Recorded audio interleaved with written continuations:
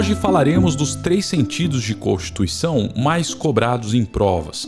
Em vídeos futuros eu trarei outras acepções de Constituição, mas hoje falaremos dos 3 mais cools, mais queridos pelas bancas examinadoras, que são o sentido sociológico de Ferdinand Lassalle, o sentido político de Carl Schmitt e o sentido jurídico de Hans Kelsen, perfeito? Portanto, vamos a eles. O sentido sociológico, desenvolvido pelo autor Ferdinand Lassalle, que a título de curiosidade, ele foi contemporâneo de Karl Marx e ambos lutaram juntos na Revolução Prussiana. E algo um tanto bizarro sobre a vida do Ferdinand Lassalle é que ele queria se casar com uma moça e o pai dessa moça não permitiu o casamento. E Ferdinand Lassalle chamou o pai dessa moça para um duelo e ele levou um tiro e faleceu, né? Então, morte um tanto quanto curiosa aí desse autor. Mas, enfim, voltando ao assunto, ao sentido sociológico de Constituição, né? Ele, em seu livro A Essência da Constituição, um livro que ele escreveu em 1863, ele afirmava que a Constituição é a somatória dos fatores reais de poder em uma sociedade, né? Portanto, o sentido sociológico, a palavra-chave é esse, a somatória dos fatores reais de poder em uma sociedade. Rafael, e em relação ao sentido político, né? O que nós podemos dizer? Carl Schmitt, que preconizou esse sentido, ele fazia uma distinção entre a lei constitucional e a Constituição. A Constituição seria a decisão política fundamental, emanada do titular do poder constituinte, enquanto a lei constitucional representaria os demais dispositivos que estão inseridos ali na Constituição, mas a lei constitucional ela não tem esse caráter de decisão política fundamental, percebe? Então, o sentido político, ele traz a Constituição como sendo uma decisão fundamental, uma decisão política fundamental das estruturas de organização daquele Estado, né? Então, por exemplo, normas procedimentais, né? Nossa Constituição, por exemplo, que é analítica, é uma Constituição grande, uma Constituição que trata de diversos temas, né? E inclusive trata de procedimentos, né? Por exemplo, que data o precatório vai ser incluído no orçamento.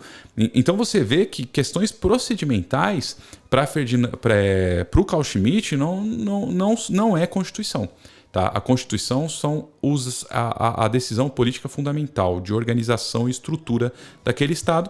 E aí essas questões procedimentais seriam leis constitucionais se tivessem ali no texto constitucional, tá bom? E por fim, nós podemos falar de um conceito, de um sentido de Constituição muito conhecido também, que é o de Hans Kelsen, né?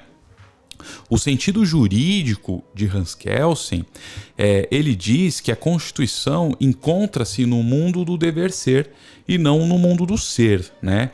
Sendo fruto, portanto, da vontade racional do homem e não de um direito natural, tá?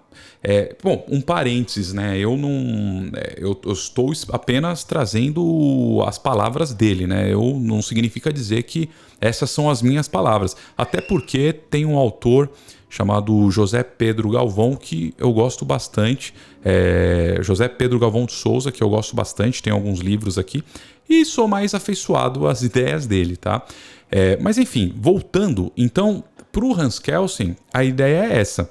Tá? É o sentido jurídico, né? E a Constituição ela é uma norma hipotética fundamental que é deduzida pelo racional do homem. E aí ele divide a Constituição em 2 sentidos, né?